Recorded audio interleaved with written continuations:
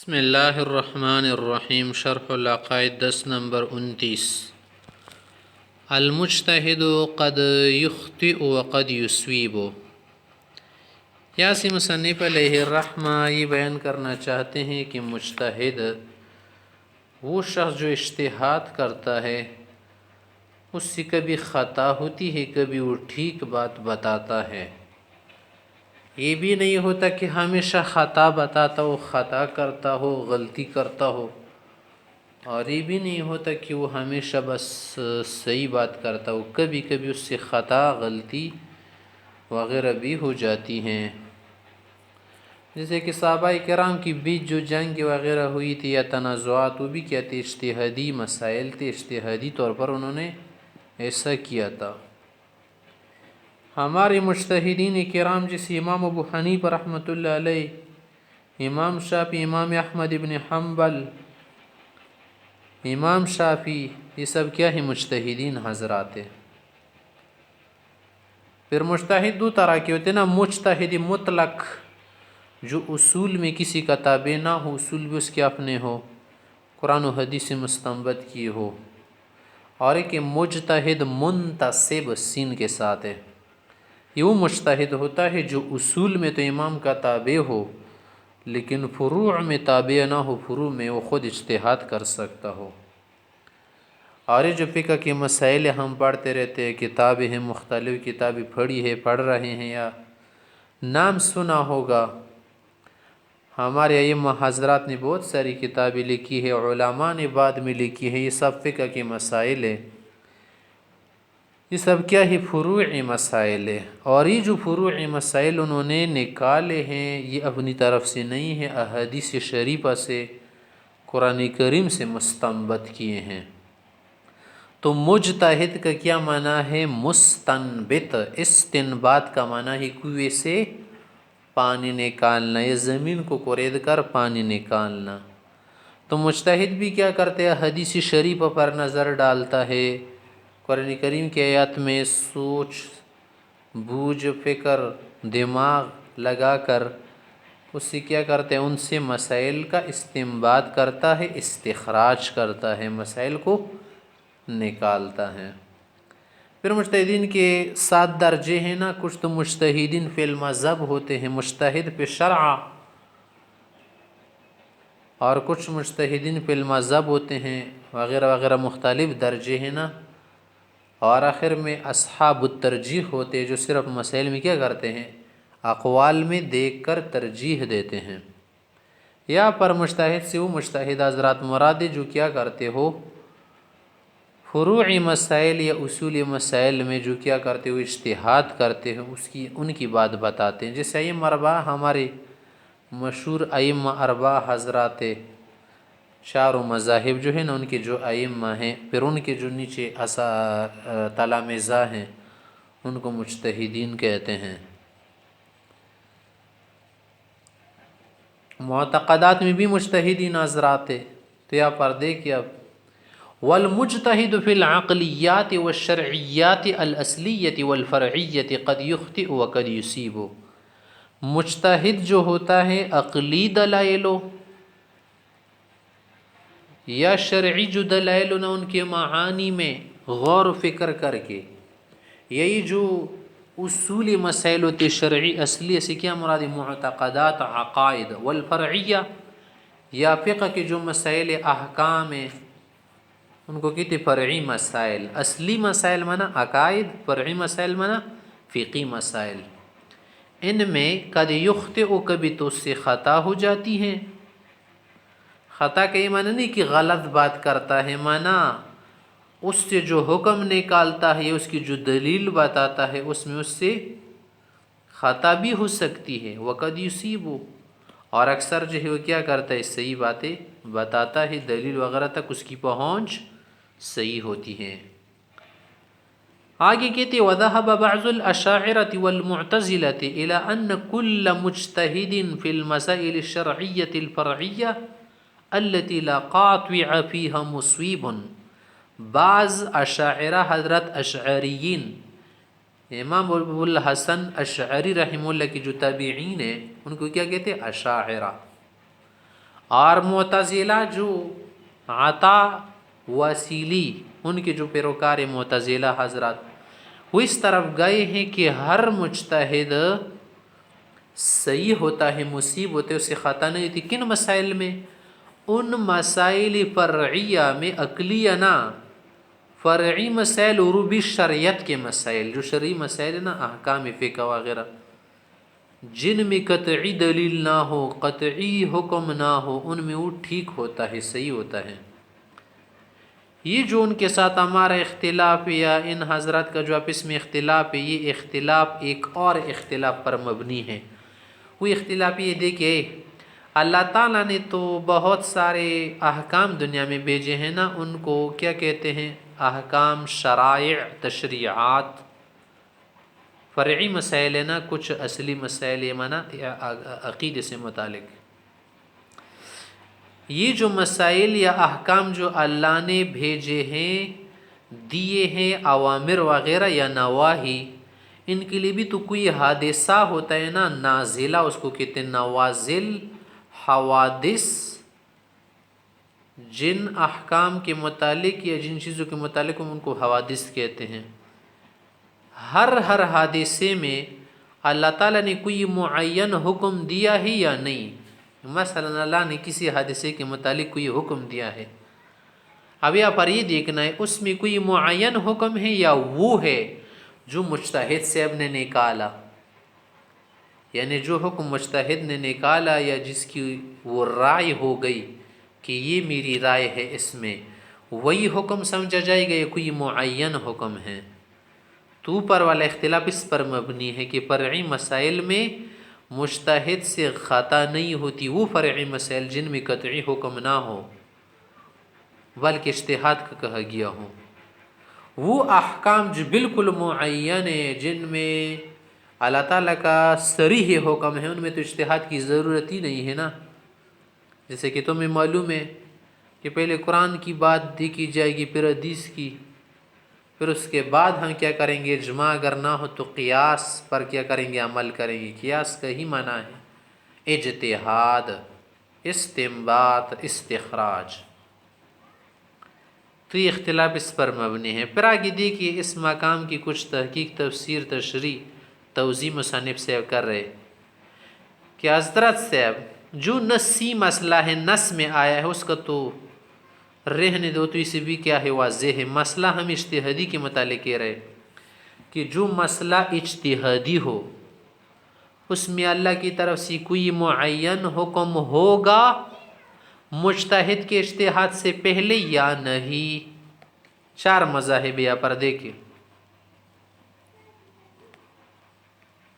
کہ مثلا ایک مسئلہ ہے، اس میں کوئی معین حکم نہیں ہے اللہ کی طرف سے، بلکہ وہی حکم ہوگا جو مجتہد کی رائے کو مل گیا، مجتہد کی رائے پہنچ گئی، مجتہد کی رائے نے استخراج وغیرہ نہیں بتایا۔ یہ عام معتزلہ حضرات کہتے ہیں، بعض نہیں کہتے، عام کا ہے۔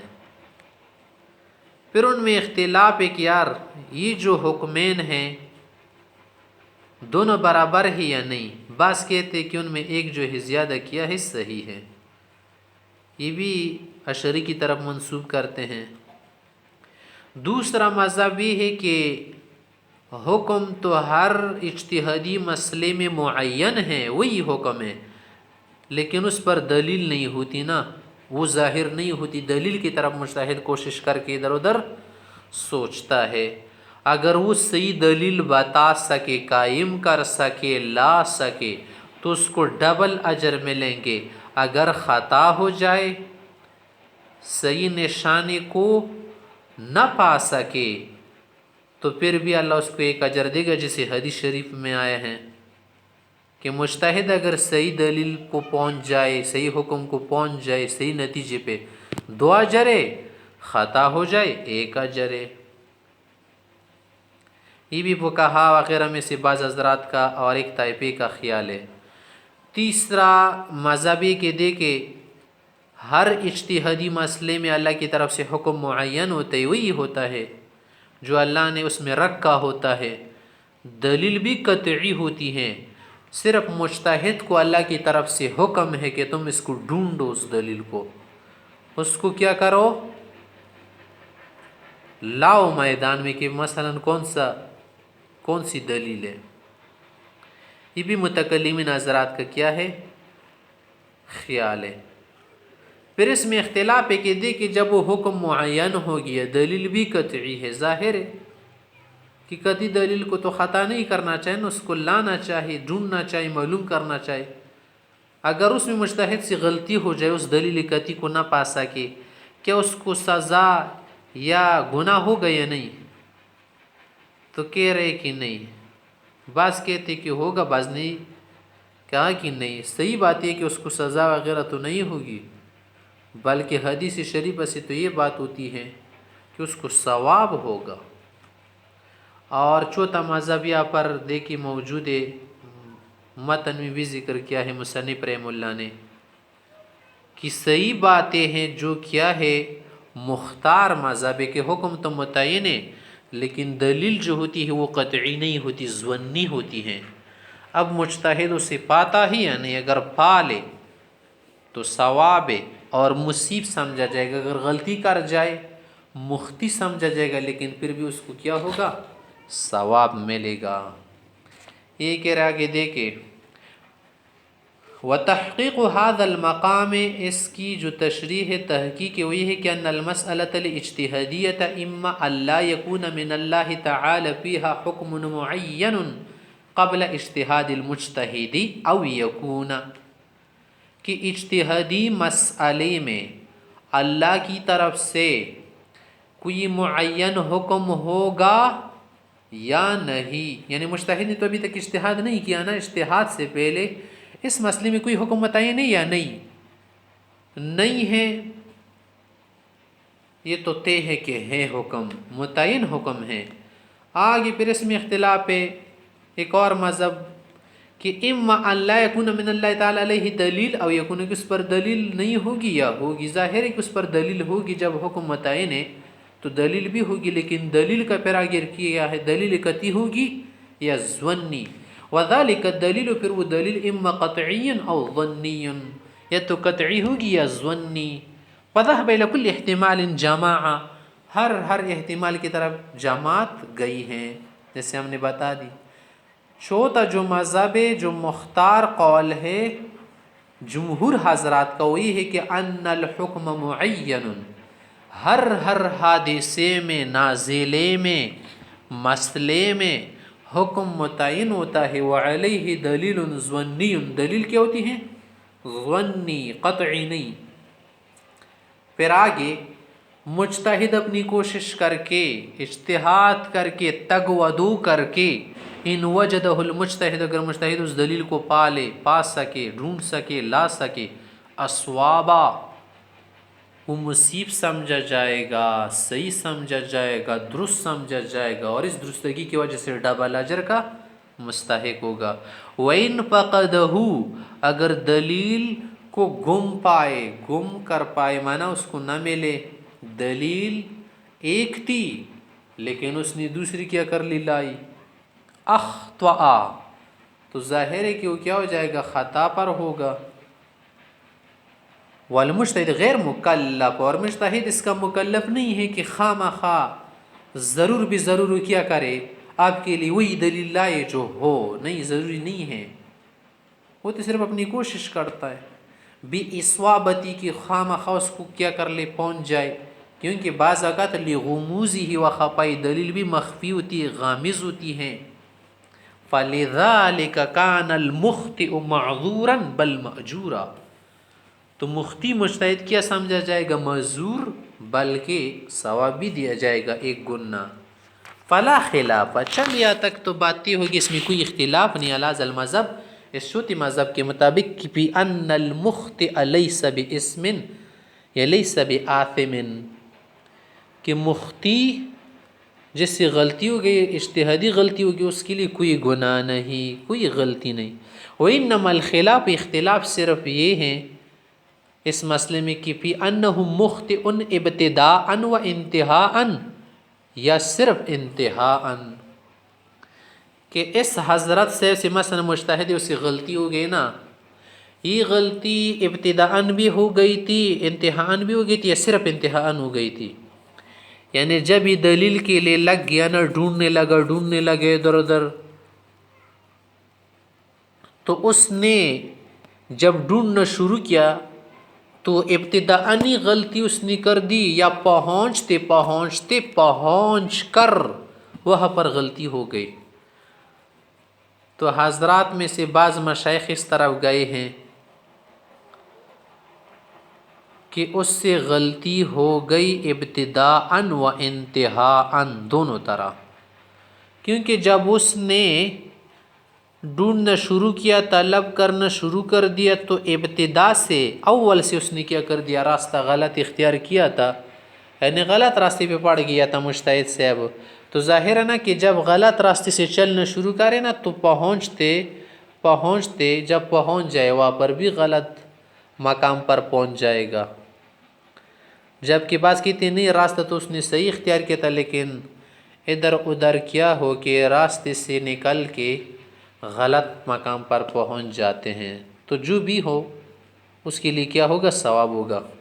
پھر آگے اختلاف ہے کہ بِأَنَّهُ مُخْطِئٌ ابتداءً وانتہاءً، کہ شروع سے اور آخر میں اس سے غلطی ہو گئی، ای بِالنَّظَرِ إِلَى الدَّلِيلِ، دلیل کو بھی دیکھتی ہوئی، والحکم جميع، حکم کو بھی دیکھتی ہوئے۔ وَلِذَا بعض المشائخ، بعض مشائخ کا خیال ہے، وہ مختار الشیخ ابی منصور الماتریدی، یہ وہ شیخ منصور ماتریدی کا بھی کیا ہے خیال ہے، اور انتہاء نے صرف آخر میں اس سے غلطی ہو گئی تھی، فقط ای بِالنَّظَرِ إِلَى الحکم، حکم کو پہنچتی ہوئی، خیس اختاپی کہ وہاں پر غلطی ہو گئی۔ وَإِنْ أَصَابَ فِي الدَّلِيلِ، اگر وہ شخص کیا کر لے مجتہد، دلیل کو تو صحیح اختیار کرے، صحیح دلیل کو پہنچ جائے، حیث اقام علی وجہ کہ اس دلیل کو صحیح طرح قائم کیا، مستجمعاً بجمیع شرائط و ارکانہ، دلیل کی جو شرائط ہوتی ہیں، ارکان ہوتے، اس کو تو اختیار کیا تھا حضرت صاحب نے، لیکن حکم میں غلطی ہو گئی۔ وَأَتَى بِمَا كُلِّفَ مِنَ الاعتبارات، اس نے تمام اعتبارات کا خیال رکھا، ان کو کیا کر دیا؟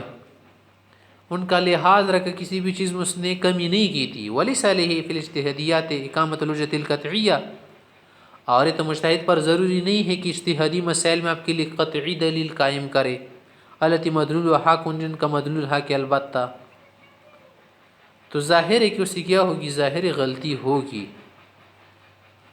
آپ سے پھر آگے مصنف صاحب یہ پوچھنا چاہتے، سمجھانا چاہتے کہ یہ دیکھیں، کیا آپ سے اگر کوئی شخص یہ کہہ دے کہ مجتہد غلطی کرتا ہے یا نہیں، اس کی بھی کوئی دلیل ہے یا نہیں؟ اس کی بھی دلیل ہے کہ مجتہد ہمیشہ مصیب نہیں ہوتا، اس سے غلطی بھی ہو جاتی ہے، اور یہ ہمارے لیے کیا ہے؟ احادیث شریفہ سے، آیت کریمہ سے واضح مسئلہ ہے کہ وَالدَّلِيلُ عَلَىٰ أَنَّ الْمُجْتَهِدَ قَدْ يُخْطِئُ بِوُجُوهٍ، یہ بھی واضح ہے کہ مجتہد سے غلطی ہوتی ہے، اس کے لیے کئی دلیلیں سنا۔ الاول قول تعالیٰ، اللہ تعالیٰ نے فرمایا فَفَهَّمْنَاهَا سُلَيْمَانَ، داؤد علیہ السلام کے زمانے میں ایک شخص کی بکری یا ایک کھیت میں کیا ہو گئی اور اس کھیت کی فصل کھا لی، تو فیصلہ داؤد علیہ السلام کے پاس لایا گیا، تو اس نے فیصلہ کیا تھا کہ بس جو اس نے فصل وصل کھائی نا، اس کے بدلے میں بکریاں دے دے کھیت والے کو، باغ والے کو۔ سلیمان علیہ السلام کے پاس وہ فیصلہ لایا گیا، سلیمان علیہ السلام نے کہا کہ اس کا یہ کر لے کہ جو بکری والا ہے نا، یہ بکریاں دے گا کھیت والے کو، اس سے دودھ پیے گا وغیرہ وغیرہ، پھر جب یہ کھیتی دوبارہ بڑھ جائے نا، بکریاں واپس کر لے گا۔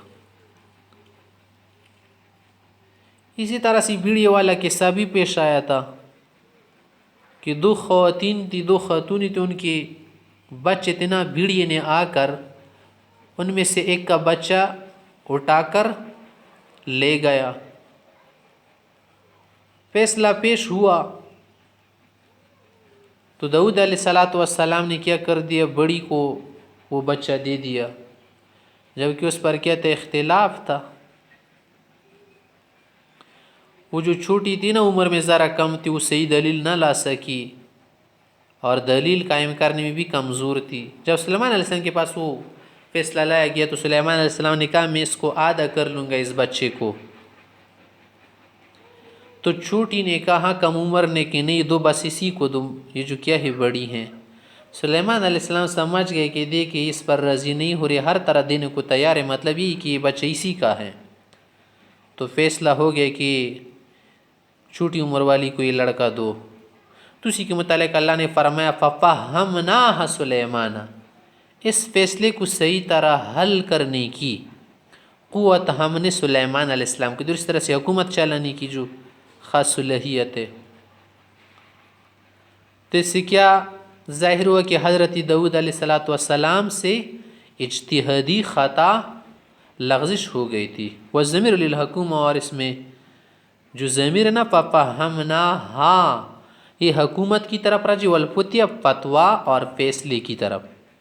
وَلَكَانَ كُلُّ مِنَ الْاجْتِهَادَيْنِ صَوَابًا، اگر دونوں اجتہاد صحیح ہوتے لما كان لتخصیص سلیمان علیہ السلام بذکر جہاں، پھر تو سلیمان علیہ السلام کو خاص کرنے کی کوئی وجہ نہیں بنتی. لأن كل منهما قد أصاب الحكم حينئذ، پھر تو مطلب ہی بنتے کہ دونوں کا حکم صحیح تھا، وہ فہیم اور دونوں نے صحیح سمجھا تھا.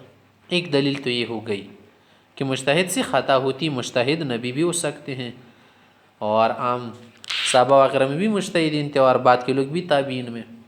والثانی، دوسری وجہ یہ ہے کہ الاحادیث والآثار الدالۃ، بہت سارے اثار سے اور حدیث سے واضح ہے، دلالت کرتی کہ علی تردید الاجتہادین بین الصواب والخطا،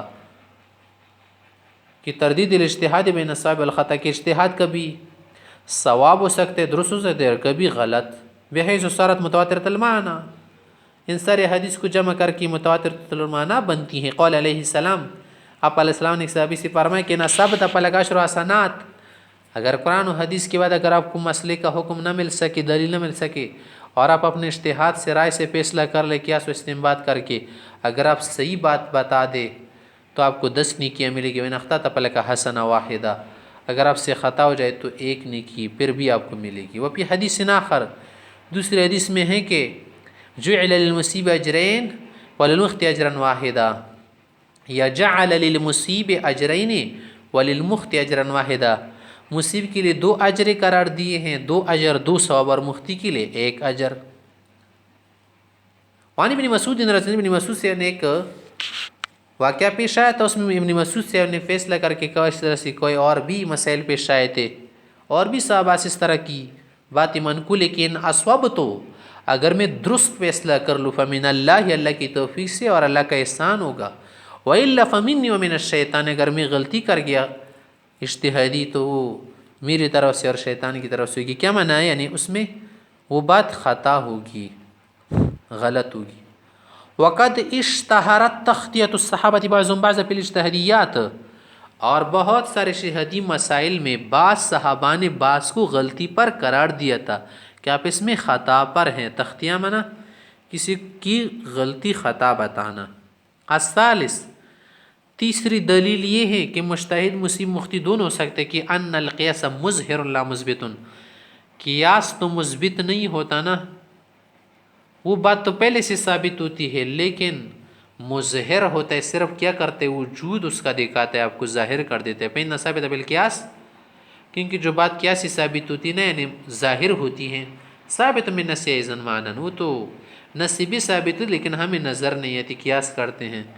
وقد اجمعوا، اور اس پر اتفاق کیا علماء نے کہ علی ان الحق فيما ثبت بالنص واحد لا غیر، کہ نص سے جو حکم وغیرہ ثابت ہوتا ہے وہ ایک ہی ہوتا ہے. الرابع، تیسری دلیل یہ کہ انہ لا تفرقۃ فی العمومات الواردہ فی شریعۃ نبینا علیہ السلام بین الاشخاص، کہ وہ عام نصوص وغیرہ جو وارد ہے آپ علیہ السلام کی شریعت میں، ان کے بیچ جو اشخاص کے متعلق ہے نا، افراد کے متعلق، ان میں کوئی فرق نہیں ہے، کوئی تمیز، کوئی فصل نہیں، سب کے متعلق ایک ہے. فلو کان کل مجتہد مصیب، اگر آپ ہر مجتہد کے متعلق کہہ دیں کہ وہ صحیح ہیں تو لازم اتصاف الفعل الواحد بالمتنافیین، پھر تو ایک فعل متصف ہو جائے گا 2 مختلف حکموں کے ساتھ، 2 متضاد چیزوں کے ساتھ. کہ مثلا ایک حکم کے متعلق، ایک بات کے متعلق مجتہد کہہ رہا ہے کہ ممنوع ہے، دوسرا کہہ رہے مباح ہے، ایک کہہ رہے صحیح ہے، دوسرا کہہ رہے فاسد ہے.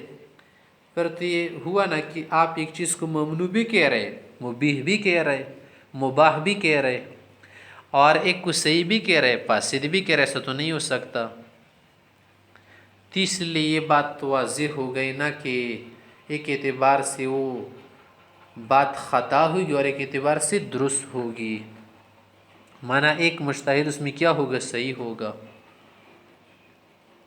اول وجوب عدم یا واجب کیا واجب نہیں ہوگی. وتمام تحقیق حاصل الادلہ والجواب، اگر آپ ان ادلہ کی تمام تحقیق توضیح چاہتے، پوری توضیح چاہتے ہیں اور جوابات بھی دیکھنا چاہتے ہیں، ان تمسکات المخالفین، مخالفین حضرات ان کے جو کیا ہے دلائل مستدلات، تو اس کتاب میں تو ہم نہیں لا سکے اور نہ لانا چاہتے کیونکہ مختصراً ہم یہاں پر واضح کرنا چاہتے. تو فلیطلب یا فلیطلب من کتابنا التلویح فی شرح التنقیح، ہماری کتاب التلویح فی شرح التنقیح، وہاں پر ساری تفصیل دیکھ لے.